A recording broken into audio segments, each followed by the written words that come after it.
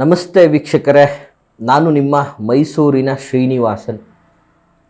ಇವತ್ತಿನ ದಿನ ಸಾಮಾನ್ಯವಾಗಿ ಯಾರೇ ಆಗಲಿ, ನಮ್ಮವರಾಗಲಿ, ಅಣ್ಣ ತಮ್ಮಂದಿರಾಗಲಿ, ಸ್ನೇಹಿತರಾಗಲಿ, ಸಮಾಜ ವರ್ಗದವರಾಗಲಿ, ಎಲ್ಲರೂ ನಮ್ಮ ಕೈ ಅಳತೆಯಲ್ಲಿರಬೇಕು, ನಮ್ಮ ಮಾತನ್ನು ಕೇಳಬೇಕು, ಅಥವಾ ನಮ್ಮ ಮಾತೇ ನಡಿಬೇಕು, ಅಥವಾ ನಾವು ಒಂದು ಮುಖ್ಯಸ್ಥಿಕೆಯಲ್ಲಿ ಬರಬೇಕು ಅಂತ ಅಂದ್ಕೊಳ್ಳೋದು ಸಹಜ. ಅದು ತಪ್ಪು ಅಲ್ಲ. ಮನುಷ್ಯ ದಿನ ಕಳೆದಂಗೆ ಬೆಳೆಯುವಂಥದ್ದು ಉತ್ತಮವಾದಂತಹ ಗುಣ. ಸೊ ನೋಡಿ, ಹೀಗೆ ನಮ್ಮವರು ಎಲ್ಲರೂ ನಮ್ಮ ಕೈ ಹಿಡಿತದಲ್ಲೇ ಇರಬೇಕು. ಜೊತೆಗೆ ನಮ್ಮ ಸಂಬಂಧಿಕರಾಗಿರ್ಬೋದು, ಸ್ನೇಹಿತರಾಗಿರ್ಬೋದು, ಎಲ್ಲರೂ ಕೂಡ ನಮ್ಮ ಮಾತನ್ನೇ ಕೇಳಬೇಕು. ನಮ್ಮ ಮಾತೇ ವೇದವಾಕ್ಯ ಆಗಬೇಕು.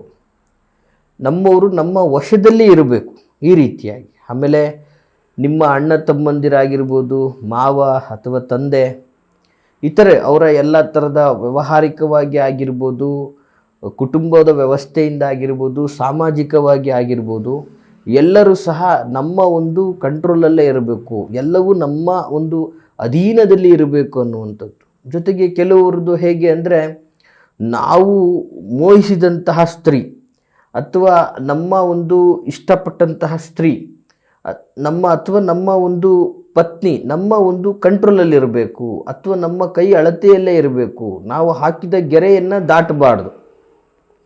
ಈ ರೀತಿಯಾಗಿ ಹಲವಾರು ಆಸೆ ಸಹಜವಾಗಿ ಕಾಣ್ತೀವಿ ನಾವು. ಸೊ ಆಮೇಲೆ ಇನ್ನೊಂದು ಹೇಳ್ತೀವಿ, ಕೆಲವೊಂದು ಜನಗಳಿಗೆ ನಮ್ಮ ಸುತ್ತಮುತ್ತಲಿನ ಸಮಾಜದ ಗಣ್ಯ ವ್ಯಕ್ತಿಗಳಾಗಿರ್ಬೋದು, ರಾಜಕೀಯ ವ್ಯವಸ್ಥಿತದಲ್ಲಿ ಇರುವಂಥವರಾಗಿರ್ಬೋದು, ಸೊ ನಮ್ಮ ಅಕ್ಕಪಕ್ಕದ ಸಮಾಜದವರಾಗಿರ್ಬೋದು, ಎಲ್ಲರೂ ಕೂಡ ನಮ್ಮನ್ನು ಗೌರವಿಸಬೇಕು, ನಮ್ಮ ಒಂದು ಮಾತನ್ನೇ ಕೇಳಬೇಕು, ಅಥವಾ ನಾವು ಹೋದಾಗ ನಮ್ಮ ಮಾತಿಗೆ ಮಾನ್ಯತೆ ಸಿಗುವಂಥದ್ದಾಗಬೇಕು. ಕೆಲವೊಂದು ಜನಗಳಲ್ಲಿರುತ್ತೆ, ನಮ್ಮ ಮೇಲಧಿಕಾರಿಗಳೆಲ್ಲ ನಮ್ಮ ಕೈಯ ವಶದಲ್ಲಿ ಇದ್ಬಿಟ್ರೆ ಹೆಂಗಪ್ಪ ಭಗವಂತ ಒಳ್ಳೆಯದಾಗುತ್ತೆ ಅಂತ. ಸೊ ಹೀಗೆ ನೀವು ಕೆಲಸ ಮಾಡುವಂಥ ಸ್ಥಳದಲ್ಲಿ ನಿಮ್ಮ ಸಹೋದ್ಯೋಗಿಗಳಾಗಿರ್ಬೋದು, ನಿಮ್ಮ ಅಧಿಕಾರಿಗಳು ಅಥವಾ ನಿಮ್ಮ ಬಾಸ್ ಆಗಿರ್ಬೋದು, ಸರ್ಕಾರಿ ಕ್ಷೇತ್ರದಲ್ಲಿ ಆಗಿರ್ಬೋದು ಅಥವಾ ಖಾಸಗಿ ಕಂಪನಿಗಳಲ್ಲಿ ಆಗಿರ್ಬೋದು, ಸೊ ಏನೇ ಕೆಲಸಗಳನ್ನು ಮಾಡ್ತಾಯಿದ್ರು ಅಲ್ಲೂ ನಿಮ್ಮ ಸಹೋದ್ಯೋಗಿಗಳು ಅಥವಾ ನಿಮ್ಮ ಬಾಸು ಅಥವಾ ನಿಮ್ಮ ಮೇಲಧಿಕಾರಿಗಳು ಎಲ್ಲವೂ ನಮ್ಮ ಒಂದು ಅಂಕುಶದಲ್ಲಿ ಇರಬೇಕು ಅನ್ನುವಂಥದ್ದು ಸಹಜವಾಗಿ ಎಲ್ಲರ ಮನಸ್ಸಲ್ಲೇ ಇರುವಂಥದ್ದು. ಈ ರೀತಿಯಲ್ಲಿ ನಿಮ್ಮ ಅಂಕುಶದಲ್ಲಿ ಇರಬೇಕು ಅಂದರೆ ಏನು ಮಾಡಬೇಕು ಅನ್ನುವಂಥದ್ದು ಸಹಜ ಪ್ರಶ್ನೆ ಆಗ್ತದೆ. ನೋಡಿ, ಈ ಥರ ನಿಮ್ಮ ಎಲ್ಲ ರೀತಿಯಲ್ಲೂ ಸರ್ವ ರೀತಿಯಲ್ಲೂ ನಿಮಗೆ ವಶ ಆಗಬೇಕು. ನೀವು ಅಂದ್ಕೊಂಡಿರ್ತಕ್ಕಂಥವ್ರು ನಿಮ್ಮ ಒಂದು ಕೈ ವಶದಲ್ಲೇ ಇರಬೇಕು. ಮತ್ತು ಪ್ರಮುಖವಾಗಿ ಏನಾಗ್ತದೆ, ಕುಟುಂಬದ ವ್ಯವಸ್ಥೆ. ಇವತ್ತು ಸಹಜವಾಗಿ ಒಂದು ದೊಡ್ಡ ಕುಟುಂಬ ಇರ್ತದೆ. ಆ ದೊಡ್ಡ ಕುಟುಂಬದಲ್ಲಿ ಒಬ್ಬರು ಕಂಡ್ರೆ ಒಬ್ರಿಗಾಗಲ್ಲ, ಒಬ್ಬರು ಮಾತು ಒಬ್ಬರು ಕೇಳಲ್ಲ. ಇಂತಹ ಸ್ಥಿತಿಯಲ್ಲಿ ಯಜಮಾನನಿಗೆ ನನ್ನ ಮನೆ ಏನು ಆಗ್ತಾ ಇದೆ ಅನ್ನುವಂಥ ನೋವು ಕಾಡ್ತಾ ಇರುತ್ತೆ. ಸೊ ಹಾಗಾಗಿ ಆ ಯಜಮಾನನ ಕಂಟ್ರೋಲ್ಗೆ ಇಡೀ ವ್ಯವಸ್ಥೆ ಬರಬೇಕು ಅಂತಕ್ಕಂಥದ್ದು ಕೂಡ ಇರ್ತದೆ. ಸೊ ಹೀಗೆ ನಿಮ್ಮ ಕೈ ಅಳತೆಗೆ, ನಿಮ್ಮ ಒಂದು ಹಿಡಿತದಲ್ಲಿ ಎಲ್ಲವೂ ಬರಬೇಕು ಅಂದರೆ ಏನು ಮಾಡಬೇಕು ನೋಡಿ. ಸಹಜವಾಗಿ ಈ ಥರದ್ದಕ್ಕೆ ಬಹಳ ಅದ್ಭುತವಾದಂತಹ ತಂತ್ರ ಪರಿಹಾರಗಳಿದೆ.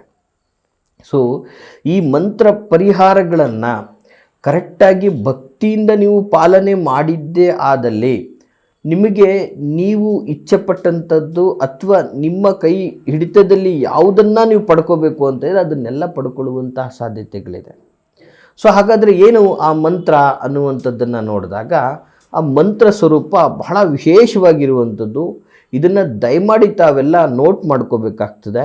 ಮಂತ್ರ ಸ್ವರೂಪ ಹೀಗಿರ್ತದೆ: ಓಂ ಮನ್ಮಥ ರೂಪಾಯ ಕಾಮರೂಪಾಯ ರಿಂ ರಿಂ ಕ್ಲಿಂ ಸರ್ವ ವಶೀಕರಣ ಕುರು ಸ್ವಾಹ.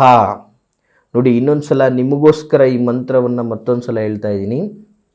ಓಂ ಮನ್ಮಥ ರೂಪಾಯ ಕಾಮರೂಪಾಯ ರಿಂ ರಿಂ ಕ್ಲಿಂ ಸರ್ವ ವಶೀಕರಣ ಕುರು ಸ್ವಾಹ ಅಂತೇಳಿ ಈ ಮಂತ್ರವನ್ನು ವಿಶೇಷವಾಗಿ ಸಿದ್ಧಿಗೊಳಿಸ್ಕೋಬೇಕು. ಇದನ್ನು ನೀವು ಕರೆಕ್ಟಾದ ರೀತಿಯಲ್ಲಿ ಪ್ರತಿ ಭಾನುವಾರದ ದಿನ ನೋಡಿ, ಪರ್ಟಿಕ್ಯುಲರ್ ಆಗಿ ಪ್ರತಿ ಭಾನುವಾರದ ದಿನ 108 ಬಾರಿ ಇದನ್ನು ಪಠನೆ ಮಾಡಬೇಕು. ಭಕ್ತಿಯಿಂದ ಶ್ರದ್ಧೆಯಿಂದ ಇದನ್ನು ನೀವು ಪಠನೆ ಮಾಡಿದ್ದೇ ಆದರೆ ನೀವು ಅಂದ್ಕೊಂಡ ಹಾಗೆ ನೀವು ಇಷ್ಟಪಟ್ಟವರು, ನಿಮ್ಮ ಪ್ರೀತಿ ಪಾತ್ರರು ಅಥವಾ ನಿಮ್ಮ ಸಹೋದ್ಯೋಗಿಗಳು, ನಿಮ್ಮ ಬಂಧು ಮಿತ್ರರು, ಯಾರನ್ನ ಬೇಕಾದರೂ ನಿಮ್ಮ ಒಂದು ಕೈ ಅಳತೆಯಲ್ಲಿ ಹಿಡ್ಕೋಬೋದು, ನಿಮ್ಮ ಮಾತನ್ನು ಕೇಳುವ ರೀತಿಯಲ್ಲಿ ಹಿಡ್ಕೋಬೋದು. ನೀವು ನಿಮ್ಮ ಎಲ್ಲ ರೀತಿಯಲ್ಲೂ ಕೂಡ ಅವರನ್ನು ಬಳಸ್ಕೊಳ್ಬೋದಾಗ್ತಂಥದ್ದು ಆಗಿರ್ತದೆ. ಮತ್ತು ಎಚ್ಚರವಿರಲಿ, ಯಾವುದು ಅನ್ಯ ಮಾರ್ಗಕ್ಕೆ ಬಳಸುವಂಥದ್ದಲ್ಲ, ಧಾರ್ಮಿಕವಾಗಿ ಒಳ್ಳೆಯ ಕಾರ್ಯಕ್ಕೆ ಬಳಸುವಂತಹ ಒಂದು ತಂತ್ರ ಇದಾಗಿರ್ತದೆ. ಸೊ ಈ ಮಾಹಿತಿ ನಿಮಗೆಲ್ಲ ಇಷ್ಟವಾಗಿದ್ದರೆ ಲೈಕ್ ಮಾಡಿ.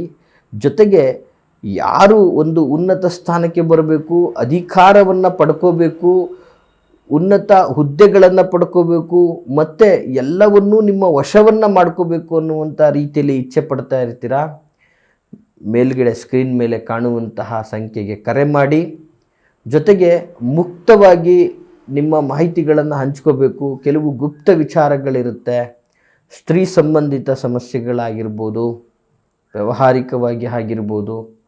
ಸೊ ಯಾವುದೇ ರೀತಿಯಾದಂತಹ ಗುಪ್ತ ಸಮಸ್ಯೆಗಳಿದ್ದರೂ ಕೂಡ ಆ ಒಂದು ಸ್ಕ್ರೀನ್ ಮೇಲೆ ಕಾಣುವಂಥ ಸಂಖ್ಯೆಗೆ ಕರೆ ಮಾಡಿ ನೇರವಾಗಿ ಭೇಟಿಯಾಗೋದಕ್ಕೆ ನಿಮ್ಮ ಸಮಯವನ್ನು ಖಚಿತಪಡಿಸ್ಕೊಳ್ಳಿ. ನಾವಿರುವಂಥದ್ದು ಮೈಸೂರಿನ ವಿಜಯನಗರ 2ನೇ ಹಂತದ KD ಸರ್ಕಲಲ್ಲಿ ನಮ್ಮ ಕಚೇರಿ ಬರುವಂಥದ್ದು. ಬಂದು ಮುಕ್ತವಾಗಿ ಸಮಾಲೋಚನೆಯನ್ನು ಮಾಡಿಕೊಳ್ಳಿ ಅಂತ ಹೇಳ್ತಾ ಎಲ್ರಿಗೂ ಶುಭವಾಗಲಿ. ನಮಸ್ಕಾರ.